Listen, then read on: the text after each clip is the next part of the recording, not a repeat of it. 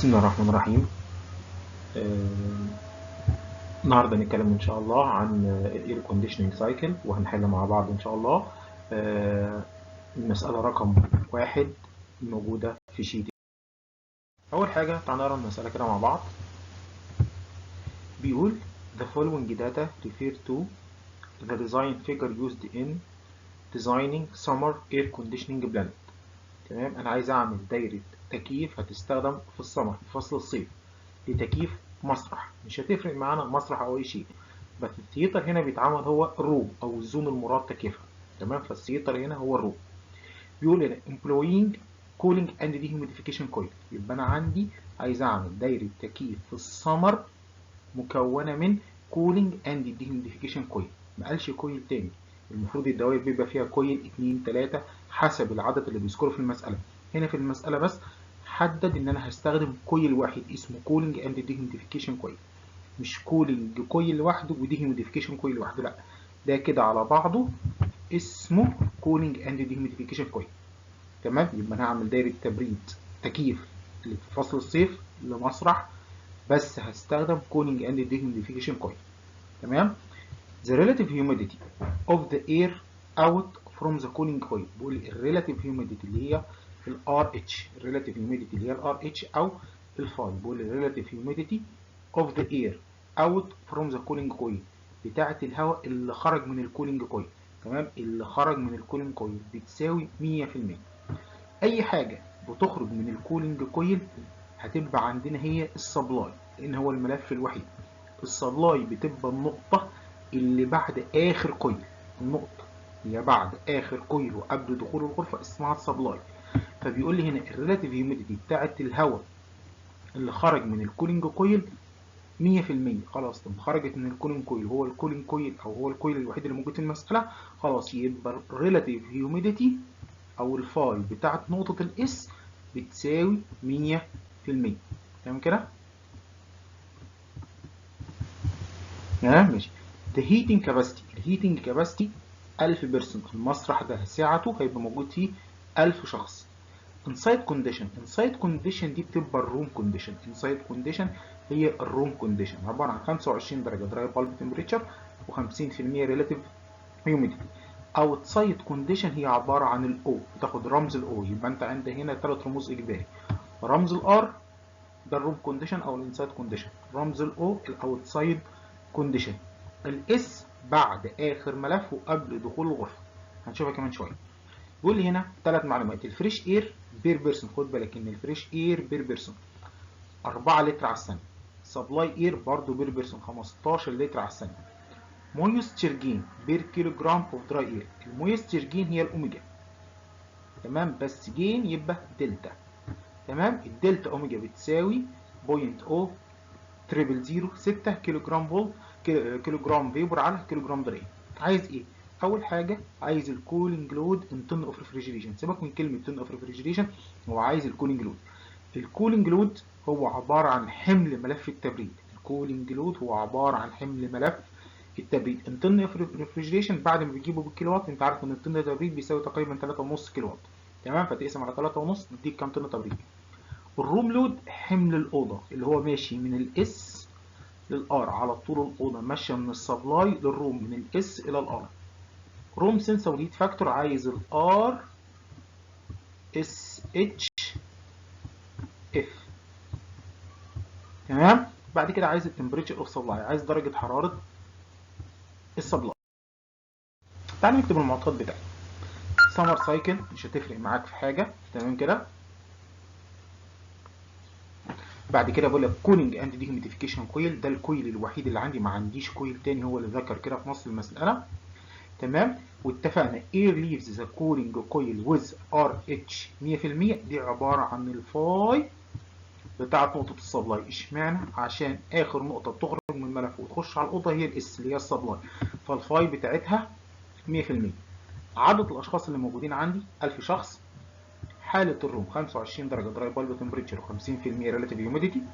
حالة الأوتسايد 35 درجة دراي بالب تمبريتشر و25 درجة ويت بالب تمبريتشر. طيب تعالى نشوف الحتة دي. بيقول لي الفريش اير 4 لتر على الثانيه بير بيرسون. طيب انا عندي كام شخص؟ طب هو ليه اداني عدد الاشخاص في المساله؟ اداني عدد الاشخاص في المساله عشان استخدمهم في الحتتين دول. بيقول لي ان الفريش اير 4 لتر على الثانيه لكل شخص. طيب اقدر اقول ان العدد الاشخاص كلهم 4 لتر على الثانيه لكل شخص، فعدد الاشخاص الكلي 4 في 1000 يديني 4000 لتر على الثانيه. بس انا مش بتعامل باللتر على الثانيه، تمام، انا بتعامل بالمتر مكعب على الثانيه. عشان احول من لتر على الثانيه لمتر مكعب على الثانيه بقسم على 1000، فيبقى الفريش اير 4 متر مكعب على الثانيه. يبقى المسرح ده عايز فريش اير 4 متر مكعب على الثانيه. يبقى المسرح ده عايز 4 ثواني،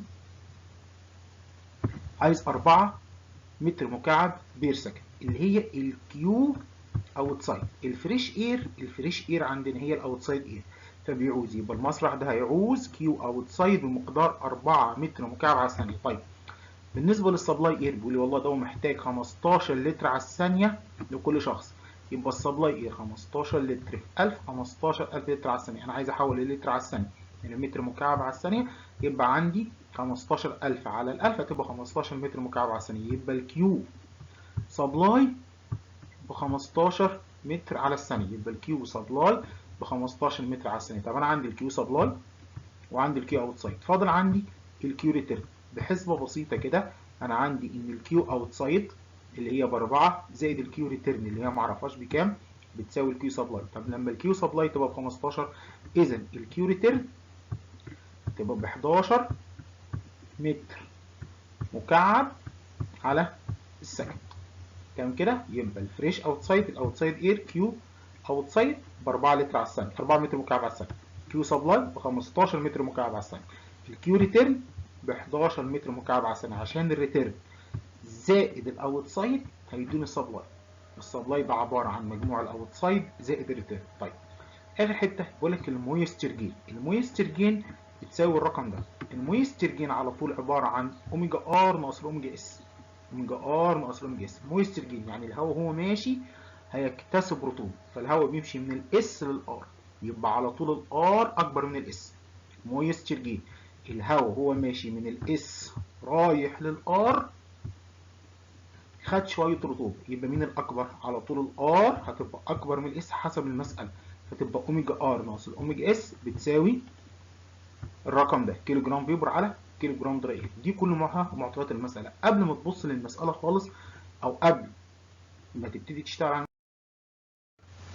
رسمه المساله. عندنا اول حاجه دي رسم جاهز. اول حاجه لو انا عايز ارسمها انا بيبقى عندي خط كده جاي من بره اسمه الاوتسايد.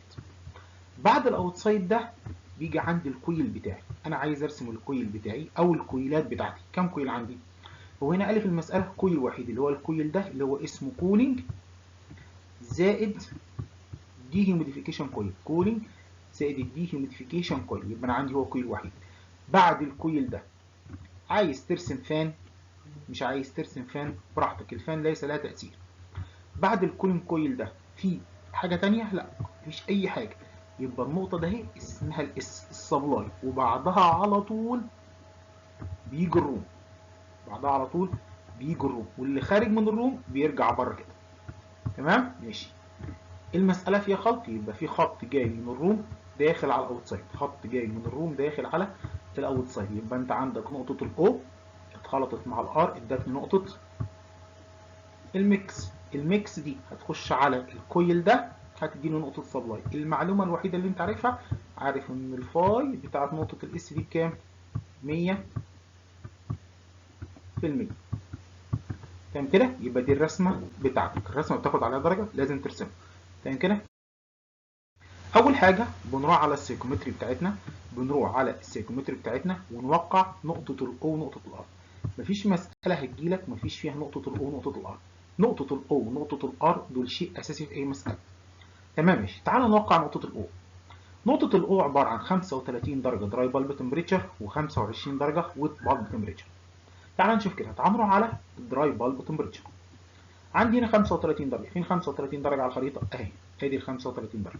هطلع من ال 35 درجه خط افقي الى اعلى، خط افقي الى اعلى. هطلع من هنا خط افقي الى اعلى.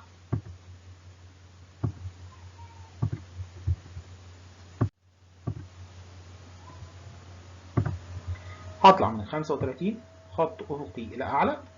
تمام، معلش الجزء اللي فات مفيش مشكله. تمام، بعد كده اروح للويت بالب تمبريتشر. الويت بالب تمبريتشر بكام؟ ب 25 درجه. تمام، اروح طالع عند ال 25 بس اداني طالع طالع طالع طالع لحد ما اقطع خط الفاي 100%، لحد ما اقطع الخط ده. اول ما اقطع الخط ده هشوف خط الاتش كونستانت. فين خط الاتش كونستانت؟ اللي هي الخطوط دي اللي موجوده في الخريطه. اروح ماشي على خط الاتش كونستانت.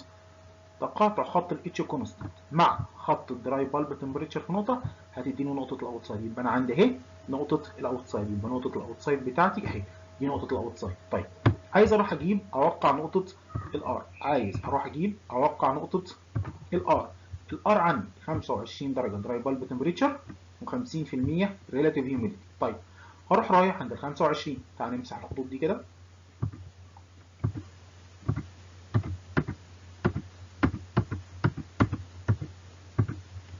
يبقى انا وقعت نقطه الاو دي كده، خلاص وقعتها. عايز اروح اوقع نقطه الار. نقطه الار درجه حرارتها بكام؟ 25 درجه دراي بالب تمبريتشر. هقف عند ال 25 واطلع خط راسي الى اعلى، مفيش حاجه توقفني. هطلع خط راسي الى اعلى، مفيش حاجه توقفني. المعلومه الثانيه ايه؟ 50% ريلاتيف هيوميديتي. هدور على 50%، هلاقي ده خط ال 10 20 30 40. هلاقي ده خط ال 50 بس هو مش باين، بس هو ده خط ال 50. همشي معاه كده لحد ما يقطع الخط اللي انا راسمه في نقطه. يبقى دي نقطه الار. اصبح عندي نقطه الاو، اصبح عندي نقطه الار. هوصل الاو بالار. يبقى المطلوب منك لحد النقطه ديت انت وقعت نقطه الاو. تمام كده. بعد كده وقعت نقطه الار، حصل خلط من الاثنين، بتوقع نقطه الاو ونقطه الار، بتوصلهم مع بعضين. بتوقع نقطه الاو ونقطه الار، ولازم نقطه الاو ونقطه الار يبقوا موجودين معاك في بدايه المساله. مفيش مساله سايكل مش هيبقى موجود فيها نقطه الاو ونقطه الار. وبعد كده بتوقعهم وتوصل ما بينهم بخط عشان في ميكس. تمام. بعد ما توقعهم بتروح طالع من نقطه الاو جايب الاتش او، وتروح طالع من نقطه الار جايب الاتش ار. يبقى انت اول ما بتوقع نقطه الاو ونقطه الار وتوصلهم ببعض عشان في ميكس، تروح جايب الاتش او وجايب الاتش ار. بالاضافه بالمره وانت واقف تجيب اوميجا او، هي هتطلع عندك بتقريبا 16 من 1000. برضو هتروح جايب الاوميجا ار اللي هتطلع عندك تقريبا 1 من 100. تطلع عندك تقريبا بكام؟ 1 من 100.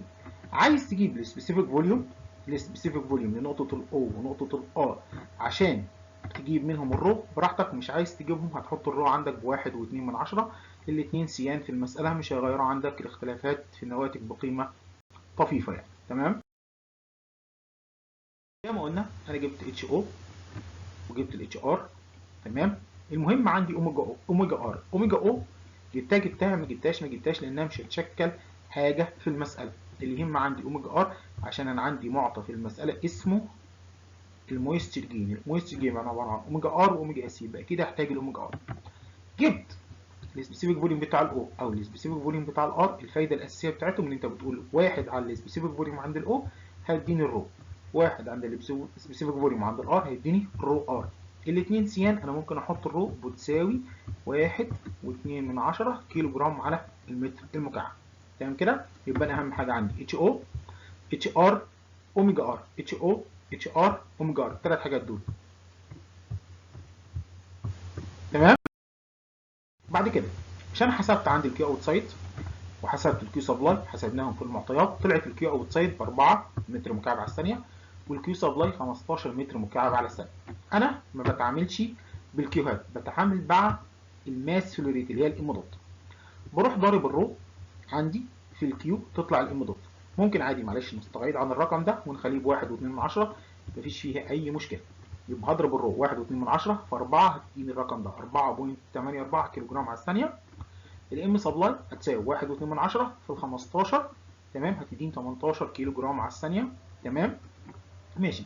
اطرح الاثنين دول من بعض، 18 ناقص 4.48 هيديني الام دوت ريتيرن. اتفقنا ان الريتيرن عباره عن السبلاي ناقص الاو، لان السبلاي عباره عن الار زائد. طيب احنا عايزين نجيب نقطه السبلاي. اشمعنى رحنا نجيب نقطه السبلاي؟ احنا جبنا الاو وبعد كده جبنا الار ووصلناهم ببعض. المفروض الشيء المنطقي ان انا اجيب نقطه الميكس، بس مش هجيب نقطه الميكس دلوقتي. ليه؟ عشان السبلاي مديني عنها خاصيه، قال لي والله ان الفاي بتاعتها بتساوي 100%. تمام. ومديني معلومه زياده عنها اقدر اجيب منها خاصيه ثانيه. تعال نشوف كده. مش انا عندي الاوميجا المويستشر جين عباره عن الرقم ده عباره عن اوميجا ار ناقص الاوميجا اس. طيب ما انا معايا الاوميجا ار، مش انا جبت الاوميجا ار من الخريطه بتساوي 1 من 100، اذا الاوميجا اس هتساوي كام؟ فاصبحت عندي الاوميجا اس بتساوي 9 من 1000 تقريبا او 1 من 1000 تقريبا. تمام ماشي. الرقم ده انا هاخده مع الار اتش خاصيتين لنقطه الاس هوقعهم مع الخريطه. تعالوا انا عندي ده خط الفاي 100%. تمام. وهوقع عنده الاوميجا اس اهي. تمام. يبقى دي نقطه الاس، يبقى انا اصبح عندي نقطه الاس في الخريطه ونقطه الاو ونقطه الار. يبقى الخريطه فيها 3 نقط، نقطه الاو ونقطه الار وصلتهم ببعض، وجبت نقطه الاس هوصل الاس بالار. يبقى انا وصلت الاو بالار وعايز اوصل الاس بالار وصلتهم. فاضل عندي بس ايجاد نقطه الايه؟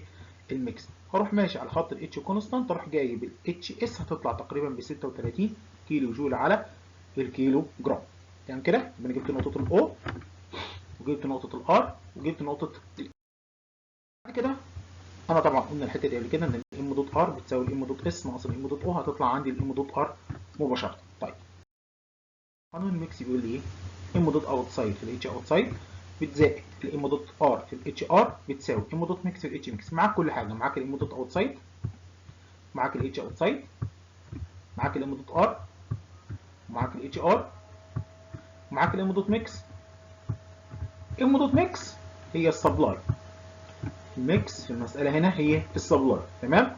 ايه اللي هيطلع مجهول؟ الاتش ميكس. هتطبق المعادله دي هتطلع لك الحاجه الوحيده المجهوله الاتش ميكس، ده تقريبا ب 57 و26 من 100، هتقربها ل 57 ونص. تمام. طيب هتوقع نقطه الميكس ازاي؟ الميكس لازم ولا بد تقع على الخط الواصل بين الاو والار، لانها ناتجه من خلط الاو مع الار، يبقى هي لازم تقع على الخط الواصل بين الاو والار. طيب يبقى انا عارف انها لازم تقع على الخط ده، بس هنا مش عارف. فاعمل ايه؟ انا عندي الاتش ميكس، الاتش ميكس بتاعتي بتساوي كام؟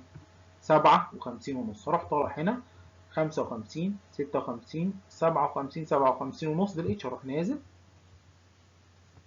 قاطع خط الاتش ميكس مع المحل الهندسي لنقطه الاو ونقطه الار، جبت نقطه الميكس. فاصبح عندي الاربع نقط بتوع المساله هوصلهم ببعض. او هتتوصل بالار، ار هتتوصل بالاس، وبعد كده الاس هتتوصل بالام. يبقى انا كده خلصت من المساله، لان المساله عندي كان موجود فيها اربع نقط: او، ار، بعد كده عندي الكويل الخارج منه اس رايح للروم، والروم بترجع الار برضو. تمام. يبقى انا عندي كام نقطه؟ او والار نقطتين اتخلطوا بدون الميكس 3 نقط. السبلاي دي نقطه، رابع نقطه. عندي 4 نقط في الرسمه، طلعت من المساله 4 نقط ب4 اتش. خلاص كده المساله بتاعتي خلصت، اقدر احل المطالب كلها. تعال نشوف المطالب اللي عندنا مطلوب كده. اول حاجه بيقول لك انا عايز الكولينج لود. الكولينج لود يقصد بيه حمل ملف التبريد، بتساوي اي كيو عندنا عباره عن الام فرق الاتشات، ام فرق الاتشات اللي مارر في الكولينج لود ام الكليه اللي هي الام ميكس تساوي 18 وربع في اتش ام ناقص اتش اس، اتش الكبيره ناقص اتش الصغيره. تمام. يطلع عندك الرقم ده. الناتج على طول هيطلع بالكيلو وات. طب هو مش عايزه في المساله بالكيلو وات، ده هو عايزه بالطن تبريد. تقسم ال 388 على 3.5 كيلو وات هيطلع لك الناتج ب 110.85 طن تبريد، يعني الناتج تقريبا 111 طن تبريد. تمام. ماشي. الروم لود، الروم هي على طول القانون الثابت بتاعها ام دوت اس في اتش ار ناقص اتش اس. القانون الثابت بتاع الروم لود ام دوت اس في اتش ار ناقص الاتش اس. تمام. معاك الام دوت اس، معاك الاتش ار، معاك الاتش اس، جبت الرقم. عايز برضو بالطن تبريد هتقسم 273.75 كيلو وات على 3.5 هيطلع عندك الناتج ب 78 طن تبريد. عايز اجيب الروم سنسبل هيت فاكتور. الروم سنسبل هيت فاكتور بتساوي الكيو سنسبل على الكيو توتال. طب الكيو توتال جبتها منين؟ الكيو توتال هي عباره عن الكيو روم اللي احنا جبناها في المطلوب رقم 2 اللي هي بتساوي ام دوت سبلاي في اتش ار ناقص اتش اس. خلاص خلصت منها. طيب عايز اجيب الكيو سنسبل. الكيو سنسبل القانون بتاعها ثابت ام دوت في السي بي في الدلتا تي، ام دوت في السي بي في الدلتا تي. خلي بالك ان درجات الحراره هنا هي الدراي بالب تمبريتشر. طيب ام دوت اس ب 18 وربع، السي بي ب 1005 او 1.005 عشان تطلع الناتج بالكيلو وات. لو حطيتها ب 1005 الناتج هيطلع بالوات، خد بالك. تمام. في 25 ناقص 12 ونص هيطلع الناتج عندك. هتقسم الرقم ده بالكيلو وات على الرقم اللي كان طلع من المطلوب الثاني، هيطلع عندك رقم، والمفروض ان هو يطلع اقل من الواحد، المفروض ان هو يطلع اقل من الواحد. بقول انا عايز التي اس، السبلاي تمبريتشر، السبلاي تمبريتشر. تمام. سبلاي، مش انا عندي نقطه الاس، عايز اجيب السبلاي تمبريتشر، هقف عندها وانزل خط رأسي الى اسفل، اجيب التي اس. التي اس هي 10، عندي 11 12 13، هي بين ال 12 وال 13 تبقى بتساوي 12 ونص مباشره. التي اس هتبقى تساوي 12 ونص مباشره. المحاضره هتلاقوها مرفوعه على يوتيوب، وهتلاقوها موجوده على جوجل كلاس روم. اي اسئله هتسيبها على جوجل كلاس روم واحنا هنرد عليها ان شاء الله باذن الله. بالتوفيق.